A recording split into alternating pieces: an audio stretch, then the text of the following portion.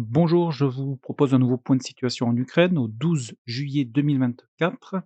Selon une analyse du Financial Times, la Russie a multiplié par 8 sa production de missiles de croisière de type KH-101 depuis 2022. Donc en comparaison, en 2021, le complexe militaro-industriel russe avait livré à l'armée russe 56 KH-101 et en 2022, c'était 420. De plus, l'acquisition de composants étrangers nécessaires à la production de ce type de missiles continue, malgré les sanctions. D'ailleurs, certains de ces composants étrangers et occidentaux, notamment, ont été retrouvés à Kiev dans les derniers bombardements russes. Du 9 au 11 juillet s'est tenu à Washington un sommet de l'OTAN. Le secrétaire d'État américain, Anthony Blinken, a annoncé que les F-16 seraient livrés très prochainement à l'Ukraine, et notamment donc des F-16 en provenance des Pays-Bas. Le président Zelensky a déclaré que l'armée de l'air ukrainienne avait besoin de 128 avions pour atteindre ses objectifs. Des systèmes de défense antiaérienne devraient être aussi livrés à l'Ukraine sous peu. La Pologne, de son côté, a annoncé avoir commencé à préparer une légion ukrainienne avec déjà plusieurs milliers d'Ukrainiens enregistrés selon les autorités polonaises. Et enfin, des nouveaux paquets d'aide à destination de l'Ukraine. Les États-Unis ont livré pour 225 millions de dollars et l'Australie aussi, 170 millions de dollars. Donc, ces aides comprennent, un Patriot, des munitions pour NASAMS, mais pour HIMARS également, des Stinger, des Javelin et des munitions pour armes légères. Sur le terrain, on a également eu, des images, comme vous pouvez le voir à l'écran. L'armée ukrainienne a capturé un T-90, donc sur la ligne de front. Par contre, les circonstances, le lieu et la date n'ont pas été spécifiés. Direction à présent le terrain avec, le front de Kharkov. Donc aux dernières nouvelles, pas d'évolution sur le petit village ici de Sotnitsky, donc qui, reste sous contrôle des Russes, donc on est vraiment à la frontière. Maintenant on va se diriger sur le village de Liboké. Tout d'abord, une position de l'armée ukrainienne a été attaquée par des drones kamikazes, russes ici dans la journée, d'hier. Donc ce qui veut dire que les Ukrainiens ont de nouveau progressé dans la partie nord-ouest du village, ici, et ils ont également coupé, la route ici, donc qui était la principale voie d'approvisionnement, pour, les soldats russes dans le village de Liboké. Alors il y a un autre axe sur, l'est ici, donc vers l'est, ici, mais c'est une route qui est, un peu plus petite et au nord du village de Liboké ici, il y a des réseaux de tranchées ici qui avaient été, pris, par les Russes, donc au début de leur offensive et qui, donc aux dernières nouvelles, restent sous leur contrôle. Direction la ville de Vovchansk, donc davantage à l'est. Il y a eu peu de modifications donc sur la ligne de front. Pas d'informations ces dernières 48 heures, dans la zone grise, donc entre les soldats russes isolés dans la zone industrielle et le reste de leurs troupes. À l'est dans la ville, dans la zone grise, on a noté plusieurs mouvements, de l'armée russe ici, notamment avec leur infanterie, qui a été, bombardée dans cette partie. Encore plus à l'est ici, sur le point fortifié, donc qui est ici, qui avait été, attaqué par les Ukrainiens, à la fin du mois de juin. Cette fois-ci, ce sont les Russes qui ont contre-attaqué, les positions ukrainiennes dans ces, positions, fortifiées, notamment donc des combats de tranchées. Donc comme vous pouvez le voir, à l'écran, donc les combats, sont en cours dans ce secteur. Donc la vidéo des combats ici, exactement. Direction à présent le front de Louhansk.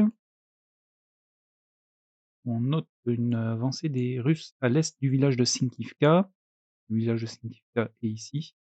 Ici à l'est, les Russes ont repris donc, cette partie, du terrain suite à leurs, avancées de ces derniers jours. Pas d'autres informations ni de modifications donc ces dernières 48 heures sur le front de Louhansk, comme vous pouvez le constater. On va directement se diriger dans le sud de la région de Siversk. Les Russes ont mené, des attaques à l'est du village de Rozdolivka, qui est ici, toujours dans la zone grise. Donc avancée, à l'est, donc l'infanterie russe ici a été bombardée dans la journée, d'hier et cette avancée leur a permis de reprendre ici, du terrain, un peu moins de 3 km². Direction la région de Bakhmout. Aucune modification dans le secteur donc du micro-district et de Kalinina ici. À l'ouest du micro-district, Un MTLB, ukrainien a été, détruit ici dans la journée du 8 juillet. Donc on est, sur la partie est du canal. Pas d'autres informations ces dernières 48 heures, dans le secteur de Ivanivske sur Chiivka. Se rend directement dans la région donc de Toretsk. Pas d'évolution sur la ligne de front comme vous pouvez, le constater ces dernières 48 heures.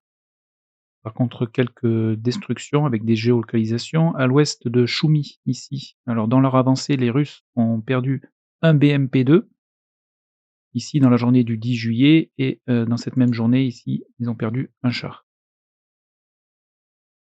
Donc les combats ont actuellement lieu ici, exactement. Dans le secteur de New York, les Russes ont progressé en direction, donc du village, où ils ont repris donc, cette partie, du terrain. Le village de New York a été, bombardé, notamment par les forces aérospatiales russes avec, des FAB dans la journée, du 10 juillet et plus particulièrement ce secteur ici qui a été bombardé comme vous pouvez le voir maintenant sur l'écran. Au sud du village de New York et au-delà donc de la rivière, ici une position de l'armée, ukrainienne a été, bombardée dans la journée du 9 juillet et sur le village même de New York, sur la partie nord-est, et on a eu une géolocalisation d'un T-64 ukrainien détruit dans la journée du 3 juillet. Donc dans ce secteur, les Russes ne relâchent pas la pression, donc en direction du village de New York. Direction le front de Donetsk. Alors les Russes, sont en train d'avancer, vers le village de Vozvizenka et ici, donc avancée qui est, pour l'instant dans la zone grise. On continue le long de la ligne de front. Le village de Yevenivka, justement, est passé, sous contrôle des Russes, dans la journée d'hier. Donc et dans la foulée, les Russes ici, ont repris, cette partie du terrain, qui représente 1 km².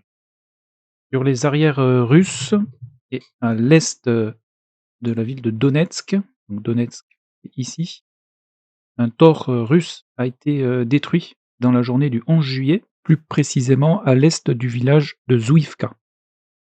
Exactement. Retour sur la ligne de front, pas de modification dans le secteur de Karlovka, ici, ni sur, Nevelskié. Par contre, sur Krasno-Horivka, ici, l'infanterie russe a progressé à l'est, de la ville.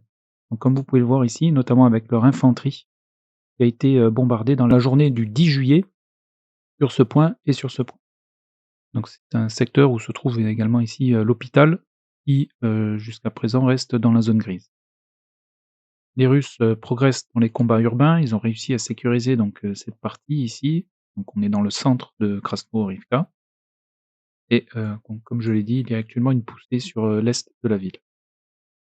On continue sur la ligne de front, pas d'évolution sur Yeorivka ni sur, Pobjeda.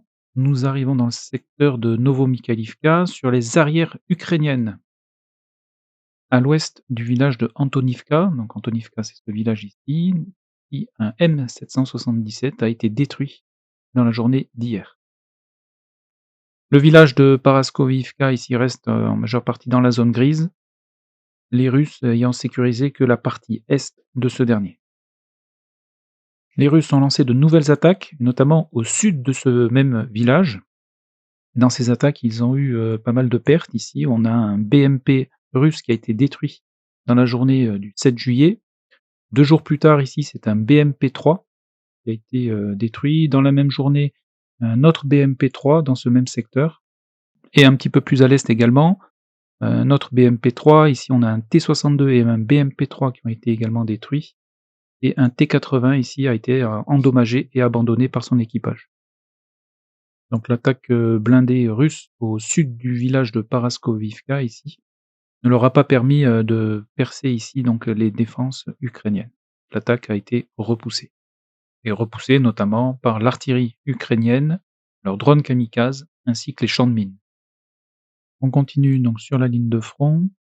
On a eu accès à une vidéo, surprenante ici, où on voit un tank ukrainien donc être touché, par un drone kamikaze, russe. Donc là, le drone kamikaze a touché le char, ukrainien. Il va y avoir un début d'incendie, sur le char. Le char va se mettre en mouvement et un des tankistes va sortir, du char, comme vous pouvez le voir ici à l'écran, et va, éteindre le feu avec un extincteur.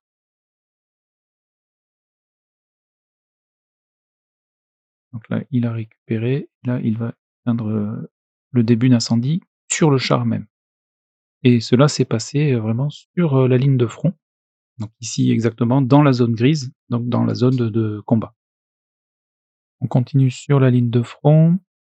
Un autre blindé, russe a été détruit ici un petit peu plus au sud dans la journée du 10 juillet, et on termine donc avec le front de Donetsk. Direction le front de Zaporizhia, où aucune évolution, n'a eu lieu donc ces dernières, 48 heures. Par contre, nous avons eu accès à une vidéo où 2 prisonniers ukrainiens sont abattus, dans une tranchée. Donc la vidéo, n'a pas été, géolocalisée ni datée avec, précision. Je vous la partage en description, mais je ne la montrerai pas à l'écran. Et pas d'autres informations ni de modifications sur le reste de la ligne de front.